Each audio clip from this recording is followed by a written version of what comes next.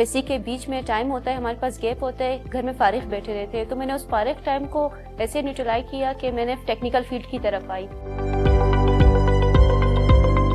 Women technical training centre का पता चला। जब मैं यहाँ पर आई तो काफ़ी कोर्सेज थे, ब्यूटिशियन के थे, सिलाई कढ़ाई के थे, बहुत सारे कोर्सेज थे, कुकिंग के, ड्रेस मेकिंग के। मैम ने कहा कि एक नया कोर्स आया है इलेक्ट्रिशियन का, आपको हाउस वायरिंग सिखाई जाती है, सब कुछ सिखाया यहाँ पर जाता है, 3 मंथ्स का शॉर्ट कोर्स है।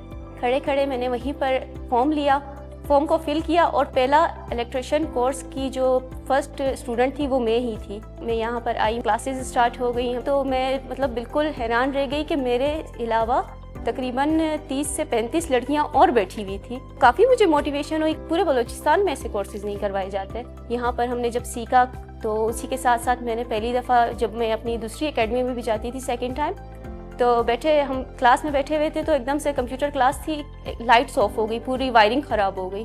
तो हम बैठे हुए थे, सर ने कहा ओहो अभी इलेक्ट्रिशियन को बुलाना पड़ेगा तो आप लोग की क्लास। मैंने कहा सर हमारी क्लास वेस्ट हो जाएगी, आज का डे वेस्ट हो जाएगा, अगर आप अलाउ करते हैं तो मैं ये कर सकती हूँ। मैंने ये काम सीखा है, मैंने पूरी वहाँ की वायरिंग जो सॉल्व कर दी। उन्होंने मुझे वही पूरे स्कूल का प्रोजेक्ट दिया कि आपने ये पूरे स्कूल की वायरिंग मुकम्मल, सोलर, सब कुछ आपने करना है। इस सब का जो क्रेडिट जाता है सबसे ज़्यादा मेरे टीचर्स को जाता है।